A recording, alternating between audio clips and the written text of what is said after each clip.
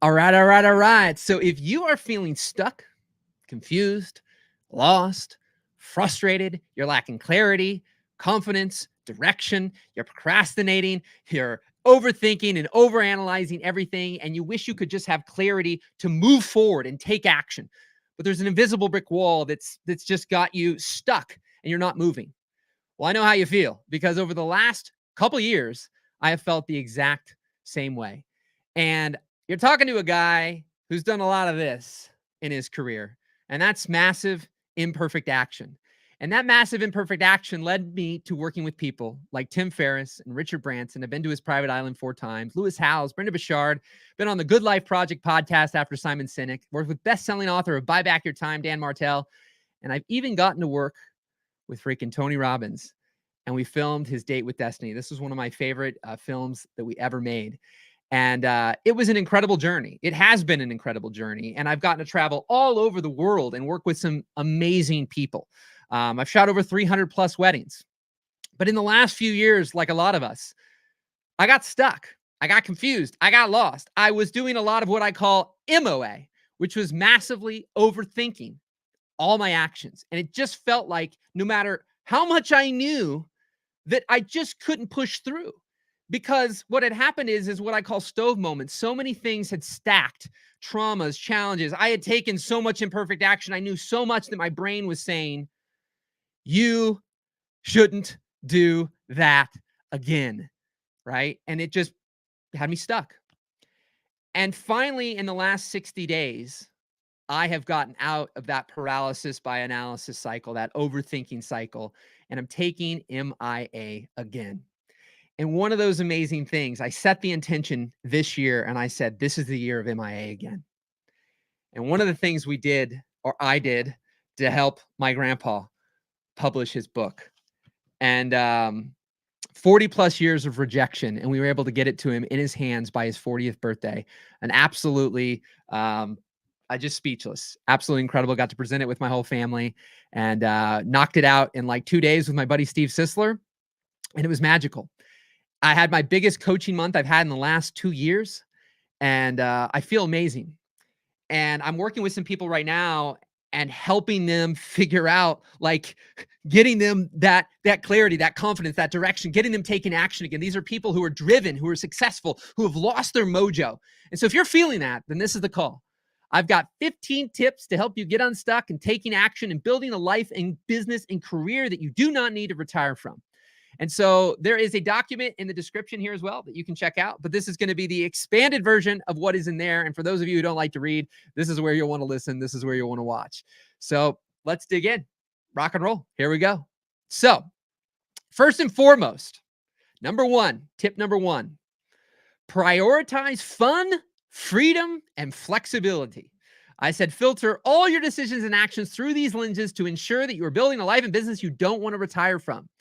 By keeping them at the forefront, you're creating and maintaining motivation and enjoy your work more, leading to increased productivity and satisfaction. So what I found is that, like, even creating these videos, I know that I want to inspire, I want to encourage, I want to motivate, I want to be the change that I want to see in the world. And I've created so much content in the past, but I had stopped and started and stopped and started and stopped and started. So how was I going to be and do different this time to move forward and make progress and not quit and not stop? Now, that does not mean, which you'll see here, that I can't not do it for a day, right? I want you to develop a mindset that goes from rigid thinking, black and white thinking, this or that, either or, to flexible thinking. It is a powerful shift in perspective, shift in the way that you think, shift in the way that you be, shift in the way that you do, is to be more flexible and less rigid. So there's a lot of people out there with steps and templates and frameworks and systems. And the problem is depending on how you're wired and depending on what's happened, we can take these things very literally. And taking it literally is the same as acting as though glasses are one size fits all. They're not. We all have different prescriptions. I always say it's not about one size fits all. It's about what size fits you. And so for me, I know that the more rules and rigidity that I put on life, on business, on creation, right, then the less action I take, because it's so limiting. And so when I look at, hey, little daddy's a daddy home, daddy want it. I don't know. That's a song my dad used to sing, right? Hey, Jude, don't take us there. Anyways, these are just randomly popping in my super fast ADHD brain. But the reality is I want to play. I want to have fun. I want to move. I want to dance. I don't want to think I got to be on here and I got to be super rigid. And I have to say the perfect thing at the perfect moment, at the perfect time, in the perfect way, because there is no perfection. One person's blessing is another's curse. What's right for one is wrong for another, right? And so embracing this, again, imperfection is so powerful, right? And that's what, when I was more naive and younger and hadn't had all these different things happen and all this information being thrown at me, I just took action. I just jumped out of the plane and built my wings on the way down. But over time, traumas happened, death happened, all these different things happened, right? Something in 2020 happened that threw us all off course, right? And so over time, what I've learned about psychology and the brain and getting brain scans for my ADHD is that ultimately there's things that activate the brain and there's things that deactivate the brain. And I was in so much deactivation. I was in freeze mode. And so being able to get out of that is looking at things through a lens of fun, freedom, and flexibility. So I'm not so rigid. I'm not so hardcore. I'm not so putting so much pressure on myself. So let's go on to, one second. Let's go on to number 2. Adopt an experimental mindset.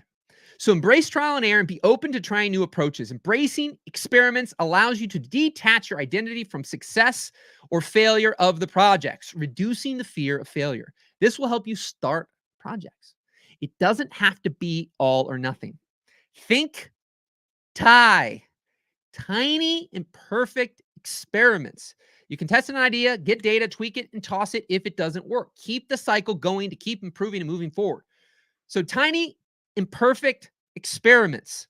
I know with my mind, there's all or nothing thinking sometimes that if I'm going to do something, I got to do it all the way. And last year, one of the things I did do is I did this fun podcast with my dad, my brother, and his good friend. And I wouldn't have done that before because I thought, I'm going to take my time to do this. Oh, we got to have this branding and do this and do that and all this complicated and cameras and all these things. And I would overanalyze and overthink. And then what would I do? Nothing. And I would have missed out on an incredible 3-hour conversation with my dad, my brother, and his good friend that I wouldn't have had because I was overanalyzing, overthinking. This needs to be a business thing. And why waste my time? And it's like, it took away the fun and the freedom of life, having that rigid thinking. And not just an experiment, not just something that I can do once or do twice or do for 30 days, right? And not having my identity stuck in, I've got to do even these videos. I'm experimenting. I've got a list here right now. Sometimes I free flow. I'm doing all sorts of different things, but that variety, it helps my brain. That might not work for you. You've got to find what works for you, but through adopting an experimental mindset and not being so attached or so all or nothing about your thinking, being flexible again can help you start to build the muscle of safety in your body, in your nervous system that has it feel safe to take an action. You can start to trust yourself again because what's happened is maybe you took a lot of actions, you didn't work. Maybe people think you're flighty, you know, they don't trust you because you stop and start and you have all these ideas. That's okay. Who says that's wrong? Sometimes there's things that we're making wrong. It's just because somebody else doesn't like it. I don't personally like screaming music. I don't do that. Try it in the mic. Hopefully I hope you're okay there. You got some headphones on. A little quick to the draw, but you know, that's not my jam. That doesn't mean there's not people who sell millions of albums with that kind of music. Does it make the music bad or wrong just because I don't like it? No. There's nothing on this planet that everyone likes. So when I realized that the more I'm me, the more I win, right? And the less I'm me and more trying to be someone else, something else other than the stuff that I know that I can just do indefinitely, right? When I try to be too rigid and I don't experiment, it's not fun and I'm not free. And then I just, boom, I freeze and I don't take action. All right. So number three, build habits one step, one day at a time. Keep it simple. Focus on gradual improvement. Starting with small, manageable experiments helps in building confidence and trust in your ability to complete projects. Think TIA, tiny imperfect actions, right? I always love my acronyms. This approach makes tasks more manageable and less overwhelming, facilitating consistent growth. So everything in here, I'll be playing with this. It's my first delivery of this.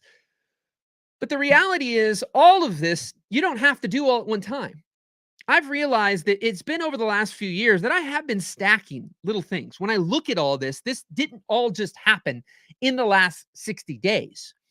It's happened over the last few years. Now, hopefully having this all in your mind, you can move and make progress faster. But at the end of the day, it's not about taking all this on, stacking it all on, being overwhelmed again. It's about doing one little thing at a time, right? So for me right now, I know that it will help my content reach more people if I improve hooks and headlines and titles and thumbnails and all sorts of little nuanced things. But I knew that up front, the number one thing that I had to do wasn't messing with all that. It was building the muscle of just simply showing up, just having fun. Because there's no reason to improve all these other things if I stop in a week. It's pointless. It's kind of like you want to go to the gym, but you think you have to work out for an hour a day, 5 days a week. Well, that's great. So at the beginning of the year, you do that. And you do it for 3 weeks, and then you stop again for a year.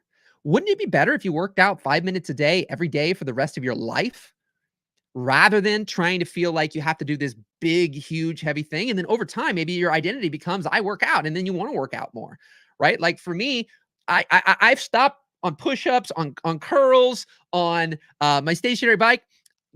I set really low things. I just do one set of push-ups, then I do a set of curls till it kind of hurts a little bit, and then I might do one more set of push-ups, and I'm roughly on my stationary bike for 3 to 5 minutes. That's it. Because if I make it much more than that, my all or nothing thinking at times won't do it at all. And so if I can just take one step, one day at a time, what is that thing you can, just, quite frankly, you don't need to go to the gym. You just put gym clothes on. Mission accomplished, right? And that might seem so basic, so futile. But the reality is the bigger we make things, the more all or nothing we make things, then the less we do, and the less we grow, and the less we move, and the less progress we make. And we end up on this endless hamster wheel. So I'm just taking it one day, one step at a time, and then building and building and building. And that will compound over time, because doing one step one day at a time will take you a lot further than not taking steps at all, or taking a lot of steps for a short period of time and then not taking steps at all. And I've done a lot of that in my life. They'll sprint really hard, fall down on the ground. And then I did this with a bike. I was riding with my parents on a bike and I went really fast. I was so far ahead of them. And then I fell off the bike and they went on the rest of the bike. And then I laid there on the ground and then they came back and we rode home. And I've had that, I can beat you in the short term, but I'm losing in the long term. And I'm now shifting that to just simply going, let's build a marathon mindset, not a sprinter. So next one. Prioritize you first. Understand that success often requires personal well-being and win-win situations. Understanding personal well-being is crucial for success, helps you maintain balance and avoid burnout. I have found that I can't help anyone if I can't help myself. So as much as I want to help others and put others at times first, I'm creating this not just for myself. I'm creating it for you who's listening to this right now. But the reality is, if I want to keep showing up for you, I've got to show up for me first. I have to do this in a fun, flexible, free way that's enjoyable. We see so many YouTubers and so many creators dropping like flies right now at the recording of this video. And it's probably never fully going to stop because we get again into that all or nothing. We start doing things for other people and not for ourselves. And if there's not alignment there, because see, what I found is the problem is if you do something that you love that no one else values, you've got a nice hobby and it's sustainable to the degree that you just want to do it for you and you don't care about earning money from it, right? Then you've got stuff that you hate doing that if you're lucky to make money with that thing, it's not sustainable. It's miserable. You're making what I call misery money. And typically what happens is that most people who start there won't have much success. What happens is people doing things that they initially loved, right? And then other people loved. And so that's the win-win. That's where you can have sustainability and have a business and do really well and make great money, is when you do something you love that matches up with the world. And the world says, I love this too. I value this too.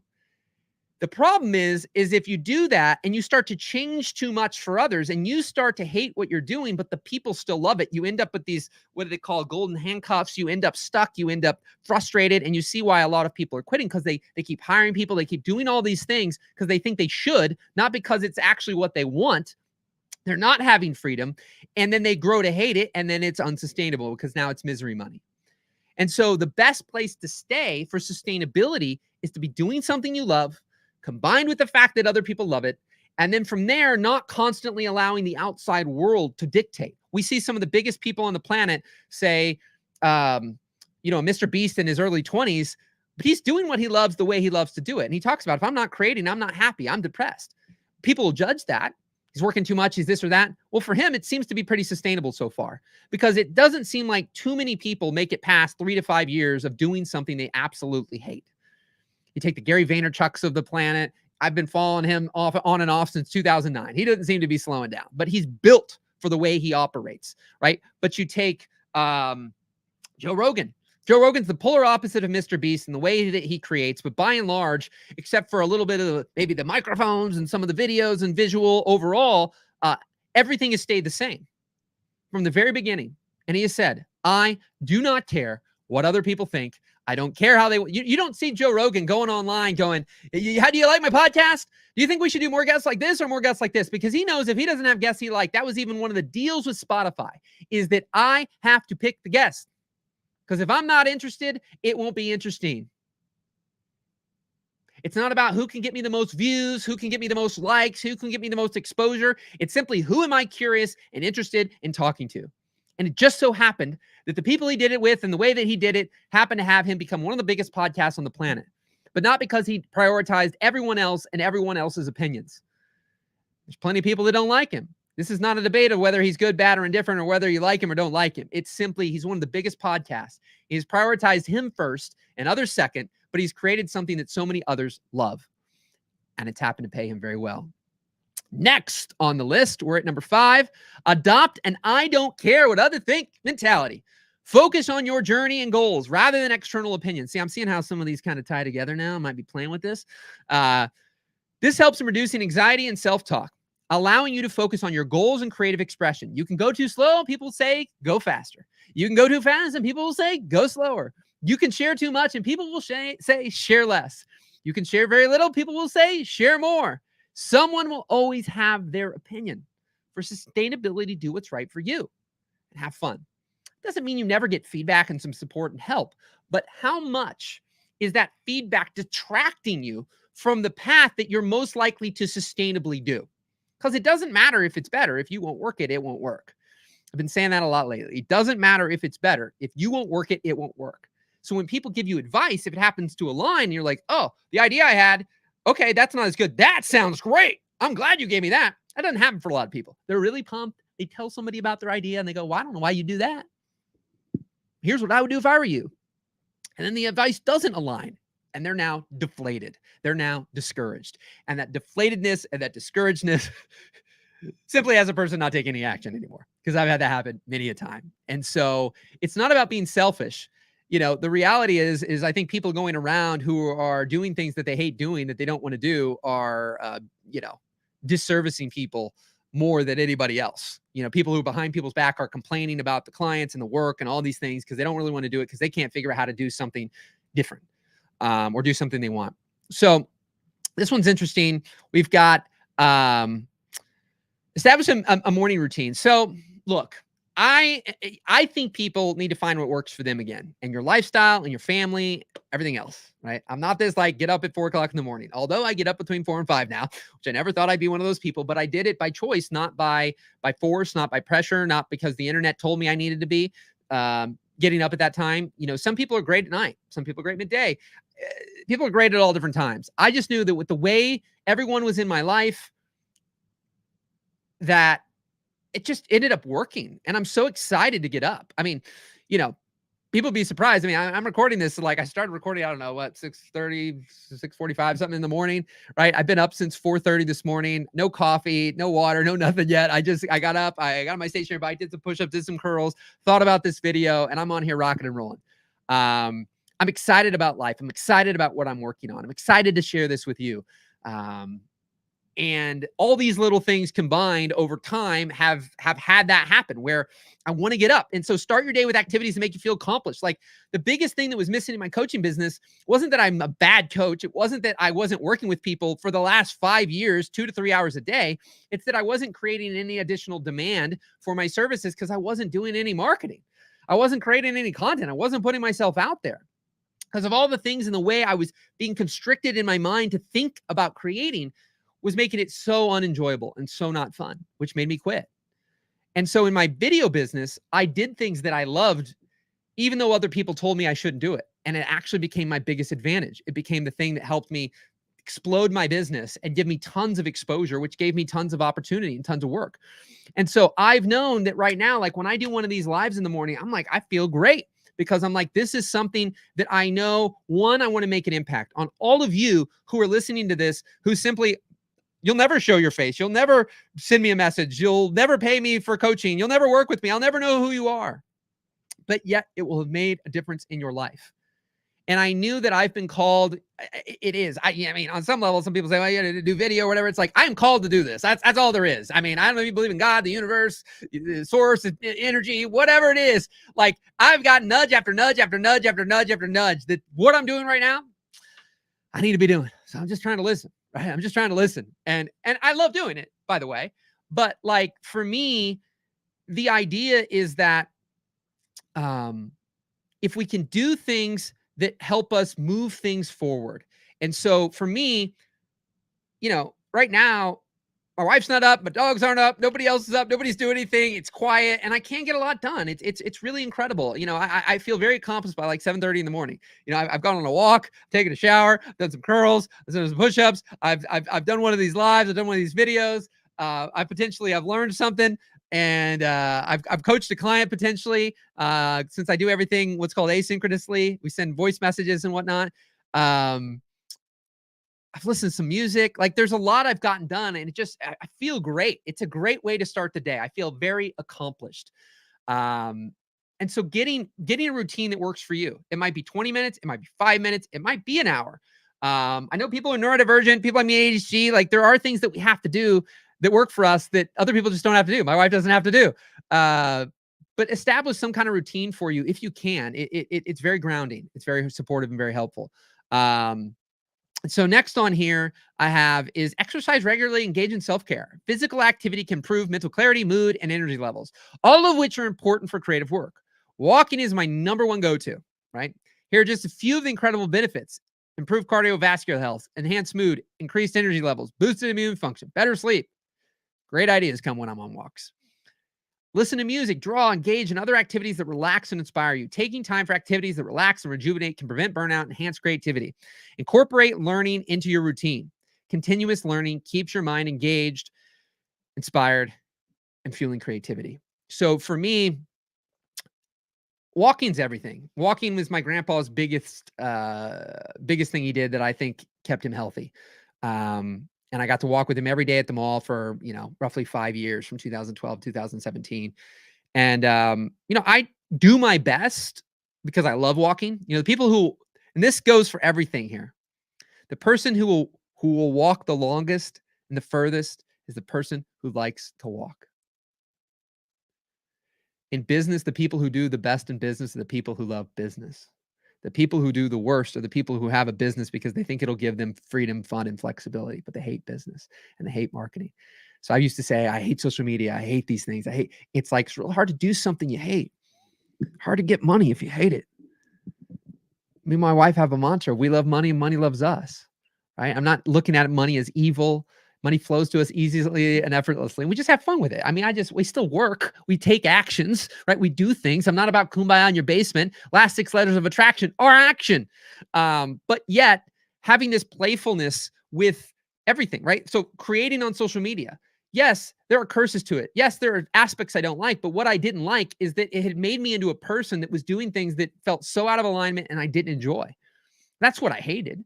I didn't hate the fact that I've met so many incredible people. I've connected with so many incredible people. I have 500 plus screenshots of people saying nice things about videos and content like this. But I kept putting myself in a box and having myself believe I needed to be a certain way. And those things were not aligning with me. And so find what works for you. I'm not the guy who's going to work out for an hour just sweating and just grinding. Like, that's not me. And there's people out there like, hey, you got to work out 45 minutes. You got to get your sweat on. It's like, I get it. That's fine. That's what you love. It's not what I love. Right. And I don't know about all you, but I'm tired. Like, I'm not shoving any of this on you. These are just some thoughts. These are my thoughts. They work for me. Maybe they'll work for you. Maybe you can adopt some, none, or a few. Right. Doesn't matter to me. Like, this is not me telling you what to do, that you have to do. I am tired of the internet screaming at us, telling us what we have to do. And just because it works for someone doesn't mean it works for everyone. Everyone can speak for someone, but someone cannot speak for everyone. And there's a lot of someone's speaking for a lot of everyone's. They got a lot of conviction and a lot of certainty. I got a lot of conviction and certainty here today, but I'm not here to tell you that everything I do and the way that I do it is right for you. You have to experiment. What is that back to? Number 2, experiment. Right?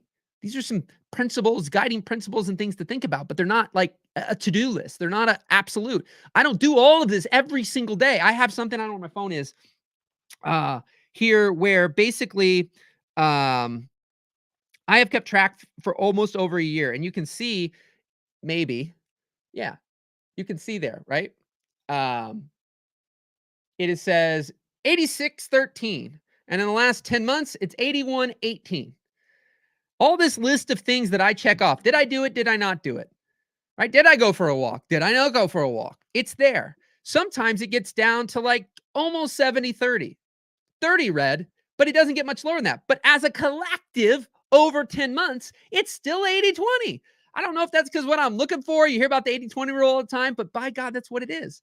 Now, if that were flipped, I probably wouldn't be very happy. And in the last few years, personally, I was really happy.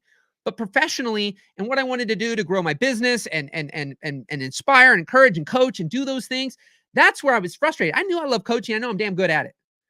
But how to market and promote it in a way that's congruent and aligned with me, that's what I was frustrated with. That's what had me stuck, because I've tried a lot of things. I've done a lot of things. And a lot of the things I did were because somebody said, here's what I would do if I were you. And they're not me, because they don't wear glasses. And they say, you don't need them. They tell me you don't need them. And I'm like, okay, well, you're smarter and wiser than me, I guess. It's kind of blurry, but if you say I don't need glasses, I guess I won't wear them. Finally, I realized, this guy needs some glasses. These are custom prescription. They're not readers. So find what works for you. Walking's good on the body. Get out in nature, move around, get some sunlight, listen, read, whatever you want to do. I love walking.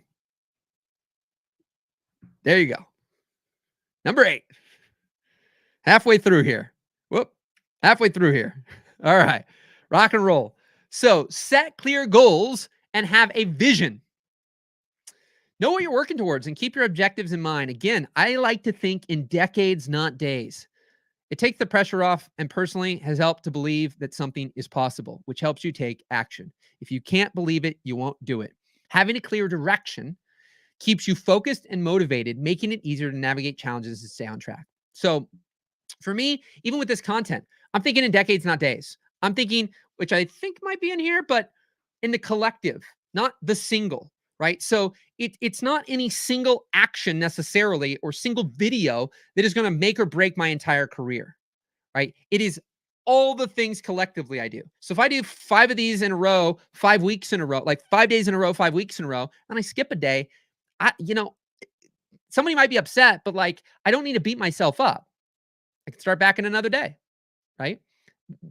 It's just, they say when you stop, it's harder to start again. Well, I don't disagree. I'd say the longer you stop, the harder it is. It's more the self-talk that we give ourselves when we stop, right? It's just like saying having a lot of ideas is somehow, and all these different, things that you've explored in life is somehow a bad thing, right? Who says that? Who says that? I look at things in fact versus fiction, right? So facts are true for everyone. Fiction's true for someone, right? So a lot of people are spitting things out like they're facts. This is true. You got too many ideas. You bounce around too much. You don't stick with anything, right? And that's somehow a bad thing. There's a Jeep Wrangler tire cover that says, not all those who wander are lost. Yet some are, right? Some are very lost. But there are people who truly love roaming around the world and not having a lot of belongings. There are people who are lawyers who decided to not be a lawyer anymore. Pretty sure that's part of the story from Jonathan Fields of the Good Life Project. It's caused him so much stress, and he just realized this is not the life for me. But it's the life for someone, just not everyone. So for you, take the pressure off. Do you believe you can make $1 million in the next 3 days? Maybe you do. Maybe you think there's a possibility that you win the lottery, but do you have absolute 100% conviction and certainty that you could make $1 million in 3 days? Absolutely. 150 million percent. Push that out until you can believe it. Maybe it's not a decade. So what would it take? If you recalibrated your expectations and your goals, would you start taking the actions? If you absolutely 100% knew it could happen, but you had to take an action today, another tiny action tomorrow, another tiny action the next day, maybe you skip a couple days, then you go back and take some more action, but you know that you will get there. You absolutely know you will get there. And I know for me that, the good old quote by somebody, many people seem to say it, that we overestimate what we can do in a year and underestimate what we can do in a decade. A lot can happen in 10 years. And I want to enjoy the journey, the process, not just the destination. Because the problem is if we don't enjoy that and that destination doesn't give us what we thought it would and we hated the ride, we're going to be really disappointed. And you see a lot of people get really depressed and really discouraged in life when they worked really hard doing something they really didn't like, but they pushed through with the story that someday they'll reach a destination that says happiness is going to arrive, that they get there and it's not there. That's not good.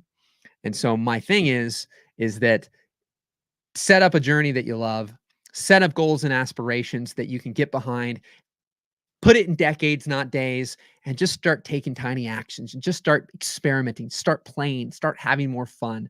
And that fun, that play, that joy will infect people and they'll want more of it. All right.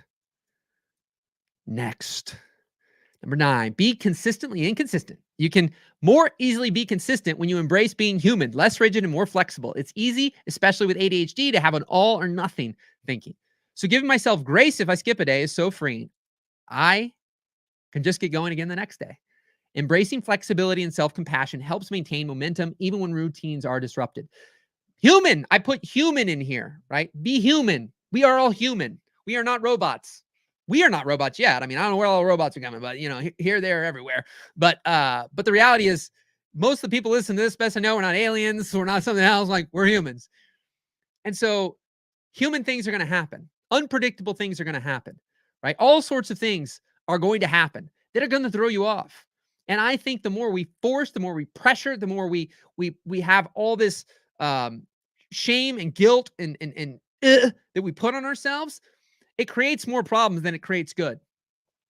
And so if you can just be consistently inconsistent. I remember when I was studying like Joe Rogan and Tim Ferriss and some of these podcasts, I was trying to look for upload schedules and time. All these things you see in the courses and the programs being sold. Here's how you can make all this money doing this. Here's how you can do this.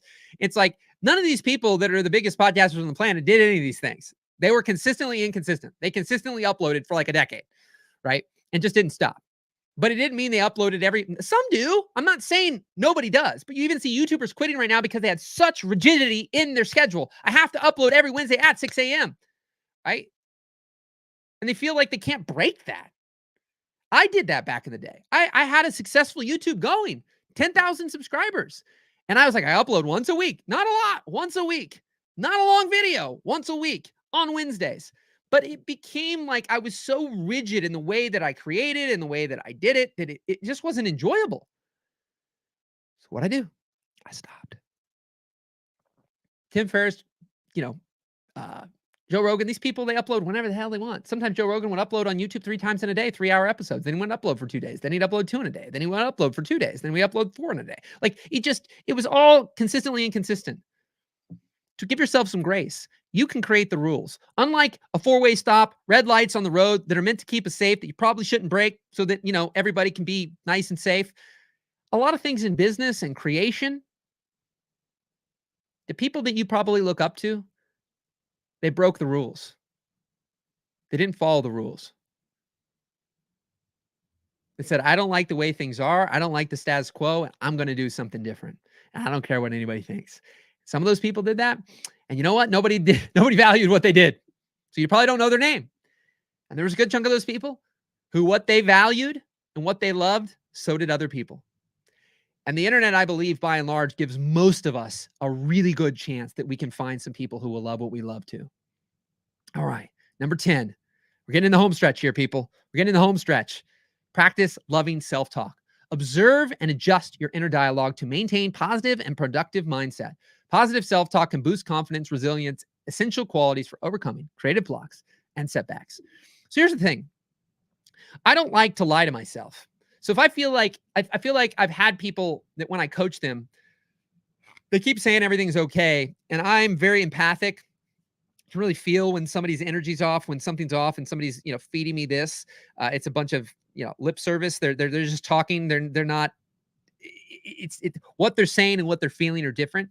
And I believe it is liberating when you can express yourself, right? When you can release what you actually feel. So if you feel like crap, then ability to express yourself in a non-judgmental, shame, like in a safe place that's non-judgmental and not going to shame you or judge you for the fact that you are feeling down about yourself and you're scared. And a lot of the work that I do with my clients is to allow them to express. If you suppress, you depress. So if you express, you can grow, you can heal. And so for me, that's the first step. And then you can start saying things like, I'm moving forward and making progress every day. Every day I'm getting a little bit better at this, right? When I find myself going, in the last, few weeks of doing this, I keep thinking, I'm supposed to do this. I'm supposed to do that. I got to do this. You can't do it that way, Michael. And I go, oh, hold on now, buddy. Hold on, little Michael. Try to give the old Michael some love and go, hey, buddy, it's okay, man. It's okay, brother, man. That's who you were. This is now who you are. Right? And every day you're getting a little bit better. Every day you're building those habits. Every day it works out, right? So you say things that you can get behind and you can believe rather than one, beating yourself up. You got to catch those things when they happen and start to give yourself some love, some grace, be grateful, have gratitude, and just start to talk to yourself in a different way. But you don't have to tell yourself, I'm a millionaire. I'm a millionaire and I'm happy all the time. I'm not happy right now, but I'm happy all the time. Like I'm not this like, let me fake it till you make it. Like I'm honest, but also loving, right? And want to be compassionate and understanding and just start to shift and practice, believing the new things, believing the new me, if you will. So rock and roll. Let's keep rock and rolling here. Look, we got a couple comments. Who's commenting here? Huh? God dang. There he is. Ars, what's up, brother, man? Hey. Awesome, buddy. Thank you for being here. I appreciate it. All right, we're on number 11. We got 11, 12, 13, 14, 15. We got 5 left. God dang. Hey, these are going to be broken up too. I'm going to put links to these sections in the document. Again, this document is in the description. So if you want to read through this, if you like to read, I know I have plenty of people that keep telling me, especially my ADHD friends, they don't like to read. I don't really like to read either. So I've sent people out. They're like, I love it. Some are like, it's too long, and it's not that long. But nonetheless, so I'm making this video today, and we'll drop links for the individual sections and create like a playlist and stuff. Okay, focus on the collective of all your actions, not a single one. I'm looking at the big picture of what I'm doing, thinking in decades, not days again, right? So there is not just one thing that is going to make or break my success. It will be the collective of all my actions that matter most. For example, it would be better to work out 10 minutes a day for a lifetime imperfectly than to work out 1 hour a day, 4 days a week for 3 months perfectly and then stop for years or months. It's about recognizing that success is built through a series of small, consistent actions rather than relying on a few big, perfect efforts. It's a more sustainable approach that values progress over perfection and acknowledges the cumulative impact of all actions that one can be taken over time.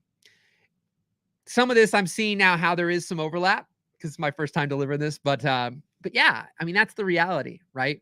That for me, I've done a lot. The MIA for me has been very intense. It's about consistency over intensity.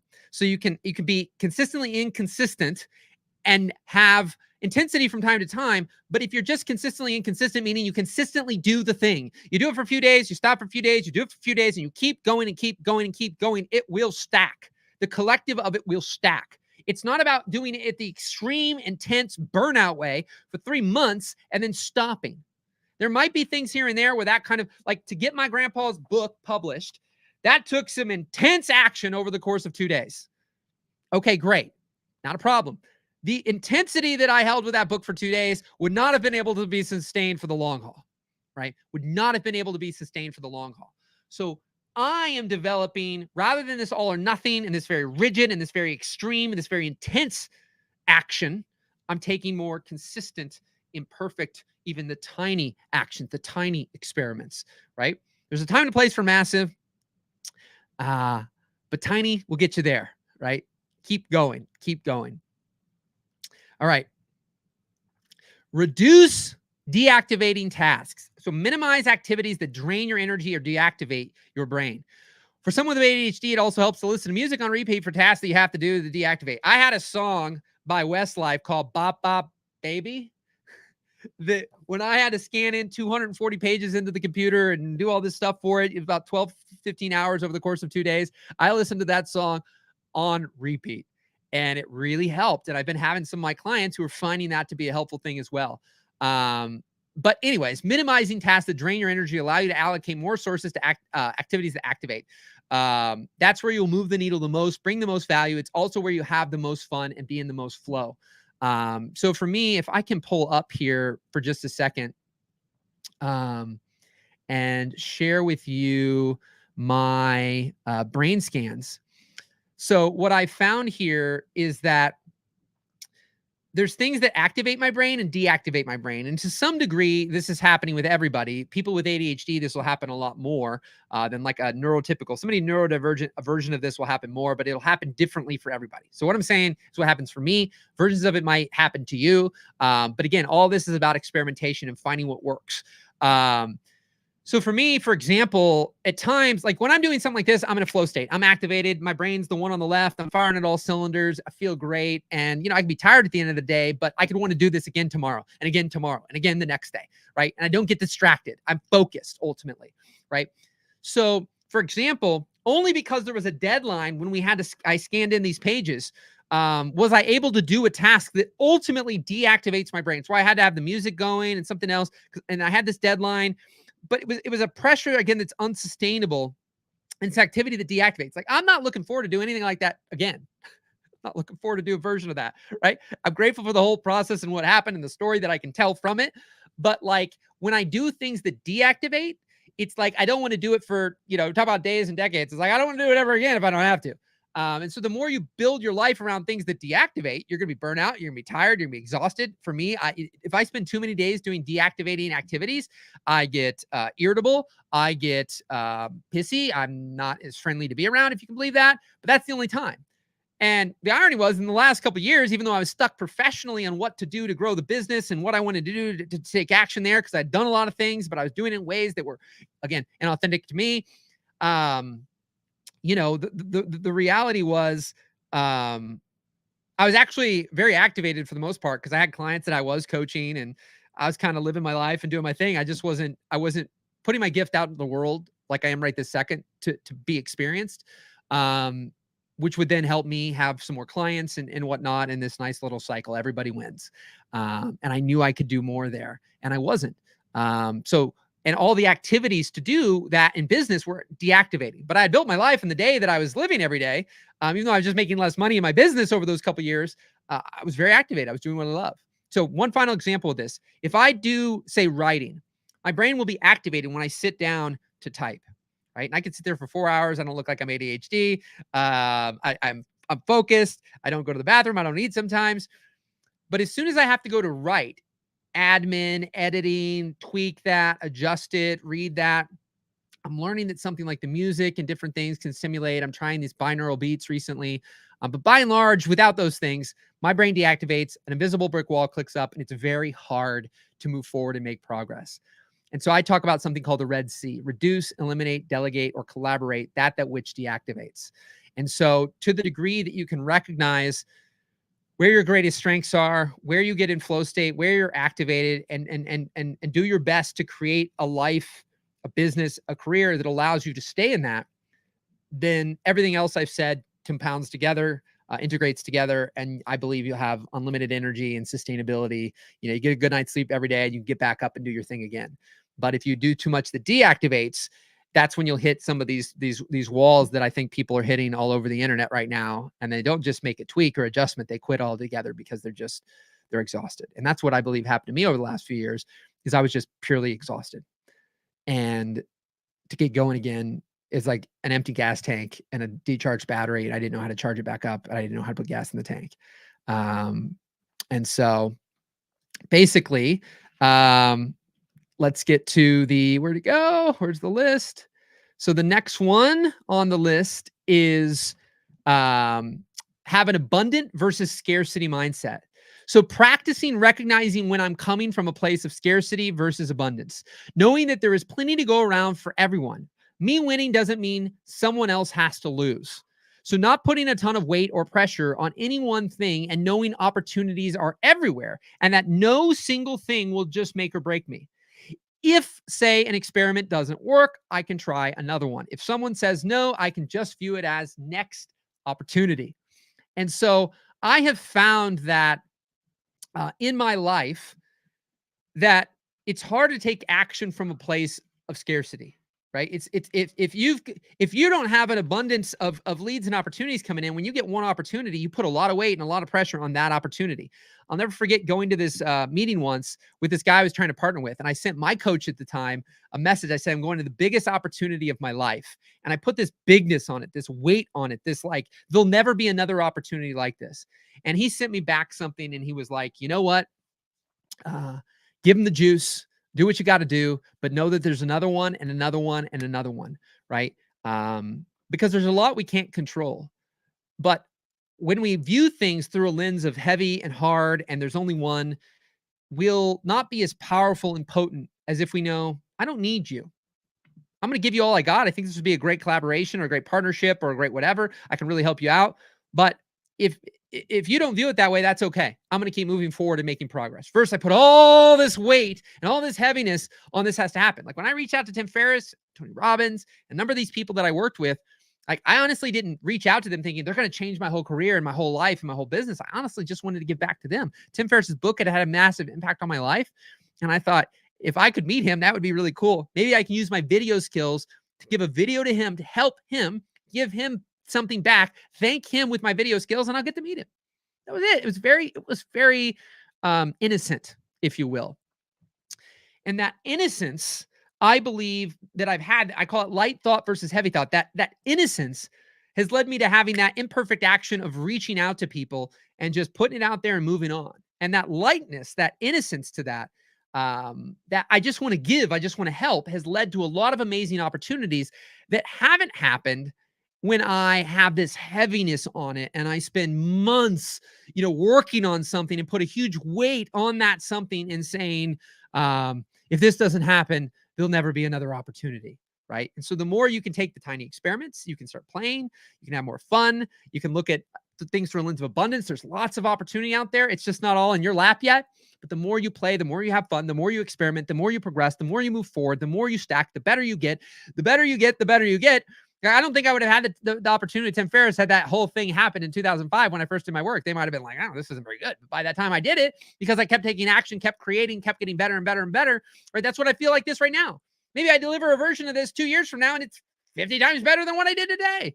I don't think what I did today is very bad, but at the same time, the more I show up, the better I get, the clearer I get, the more articulate I get. But I'm just willing to do it in public right now, right? Back to I don't care what you think. Like I'm just sitting here wanting to help, wanting to serve, and knowing that it's better to do it right now in public than it is to do it in private. Right? It was like videographers back in the day. People who gave a DVD and didn't put their videos online and didn't do same day edits really struggled to get the word out about their business. But I would not only give a DVD, I'd do unlimited DVDs. If they wanted 50, I gave it to them. Most never got more than 10, but I gave them as many as they wanted. I put the videos online so it gets shared by a ton of people. And I did a same day edit where anywhere from 100 to 300, 400, 500 people saw my work. So over the course of a decade, a lot of people were aware that Michael Gevin made these really cool videos, right? And what I didn't do in coaching is I did a lot in private. So there's a small little segment of people who go, Michael Gevin's really great at coaching. He's really changed my life. And there's a whole bunch of people who have no idea what I do, right? And so to the degree that we have this beautiful thing called the internet where we can share, and there could be hundreds or thousands of people listen to a video like this, that I didn't have to, fly across the country or put a whole bunch of people in a room. I just get to show up right now and in a minute go up and be with my wife and go get some coffee. It's decaf, by the way. And be with my puppies and have a great day and do my thing and help some people and help some clients. And I get the best of both worlds. I get to impact, I get to create, I get to share, and get to make a difference. And then simultaneously, I get to have the real world and be with my wife, be with my puppies, and have a great day and do my thing. And I don't have to, be gone all the time like I was. So I'm grateful for the internet. I'm grateful for this. So we've just got a couple left. Bada bing, bada boom, baby. All right. Boundaries and self-compassion. If you're enjoying this, leave a comment. God dang, you made it this far. Say hello. Leave a like. I didn't say that, but it seems like you get more likes when you say it. So appreciate it. If you leave a comment, more people will see it. Say hello. You've made it this far. Appreciate you so much. So boundaries and self-compassion. Set healthy boundaries. Whoop, did I make sure I did that? Okay. Set healthy boundaries with work and personal life to prevent burnout. Practice self-compassion and be kind to yourself, especially when things don't go as planned. You don't need to work nonstop every day if you know, nonstop every day if you know that it's consistency over intensity. See, there it is. Intensity tends to lead to burnout. So you might get a ton done in a week, but if you stop for 3 weeks because you get sick and burned out, it can be difficult to get going again. It's easier to get going if you skip a day than if you skip a month. Plus, when you push too hard all the time, it can lead to subconscious sabotage because your brain starts to say, don't do that. It's painful. An invisible brick wall will pop up and prevent you from taking action. So we've talked a lot about this already in a lot of ways. So I'm going to have to I want to reorganize this to see where the overlap is. But basically, that's exactly what happens. It's easier. People don't want to take a break. I got to get all this stuff done. There'll always be a million things to get done, right? I pretty much stop at 5 or 6 o'clock at night for the last 14 years. If I haven't had a paid job or had to fly somewhere or something like that, I've stopped. I watch TV and eat dinner with my wife and hang out with her and we run errands and whatever. There's always more to do. They'll never, at least for me, there'll never be not things to do. There'll always be more and more and more and more to do. So I just stop and I do my best to recharge regularly. But even if I'm doing all my recharging things that lift me up, if I'm doing too many deactivating things, I can still burn out, get tired, and then be exhausted, right? So it's not just physical exertion that makes somebody tired. There's a lot of different things: emotional energy, physical energy. So it's important to recognize that you can take little breaks so you can recharge and keep going. Consistency over intensity. So we got the final one. All right. Regular reflection and review. Schedule time to regularly reflect on your progress, assess what's working and what's not, and adjust your strategies accordingly. This can help you stay aligned with your goals and make necessary changes to improve your approach. If you have done everything above, you will have a lot of data to look at where you can see more clearly what's working and what isn't, what you love and what you don't. Then you can make adjustments and keep experimenting and having fun, freedom, and fulfillment. So for me, all of this is love it. Awesome. Consistency over intensity, right? So if you stack all these little things together, you're doing the tiny imperfect actions. You're doing the tiny imperfect experiments. You're taking imperfect action. You're moving forward, making progress. You're not pushing yourself to the limit all the time, right? Consistency over intensity. And you do all these things, you can look, and now I have 20 some odd lives I've done over the last, month or so, right? So now we have things where I can go, well, why did these videos get more views? Why did these not? Should we try to do more like this? Can we change the thumbnail? What things can we do? But none of that matters if I won't stay and do it for more than a week. And what was happening is all of that thinking about all that was preventing me from even starting. That's why I said earlier, just put your gym clothes on. Don't go to the gym. Then get outside the door. Then get in the car. These are each a different day, right? Just keep doing a little something. To train yourself, you can do that something. I'm just putting the clothes on today. Boom, put the clothes on. I'm good. I'm accomplished, right? That's it. And then the next day you go out the door. And then you go back inside, right? And these things stack, and then you can build that identity. Some people are like, man, just jump all in. It's like, I get it. That works again for somebody. If you're I'm just jumping in, then just jump in. But if you're not, and that ain't working for you, then we've got to find another way. All of this is if it's not working for you, then we've got to find another way. And for me, the hard grind, push, shove, force, pressure, jump all the way in, go super intense, all that things. I've done all those behaviors. They are not working for me. They don't work consistently. They just make me burn out and be pissed off and irritated and frustrated and, not want to do anything. And it's part psychological, but it's part like physical. My physical body, my nervous system says, stop this shit. Right. And it says, don't move. Right. So when you start doing these things, they stack, and then you can have data to look at. This works. This didn't. I like this. I didn't like this. People like this. I like this. Let's do more of this. And then you can keep improving and keep moving forward versus it has felt so good. Do this for my grandpa.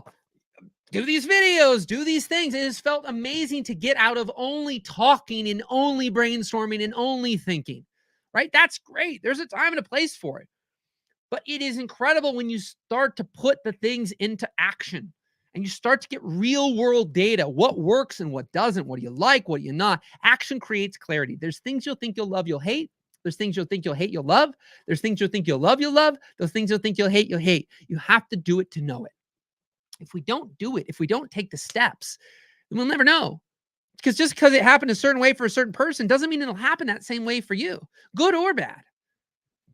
But if you take it from a little tiny experiment, then you don't have to worry about if it works or it doesn't.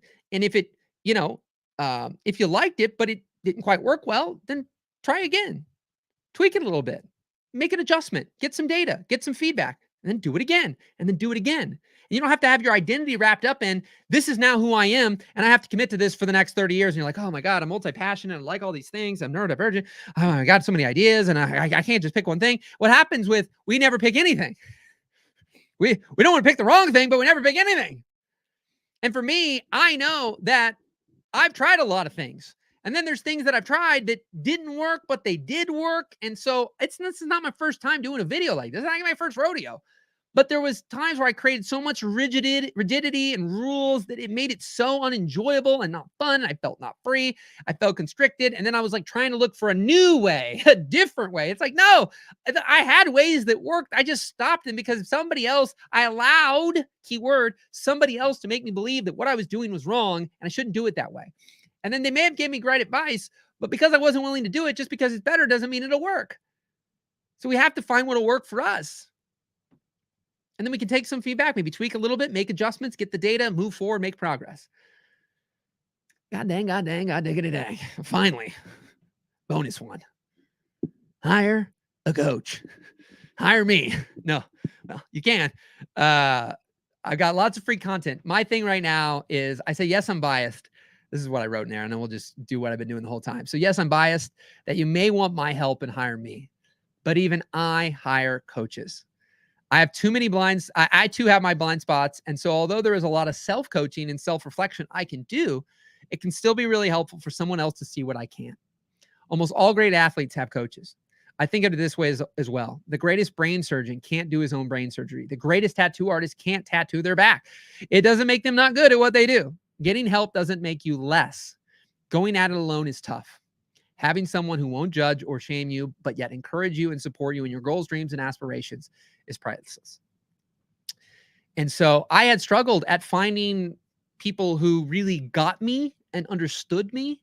And I have a few in my life. And I actually had, I still have one.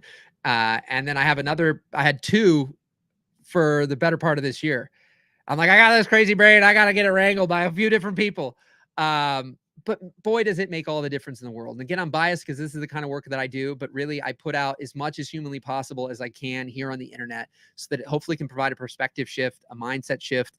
You can see something different. You can make an adjustment. You can do something. And when you want to dive deeper and you want that person to bounce things with you to help see your blind spots, then I'm here. I'm not going anywhere.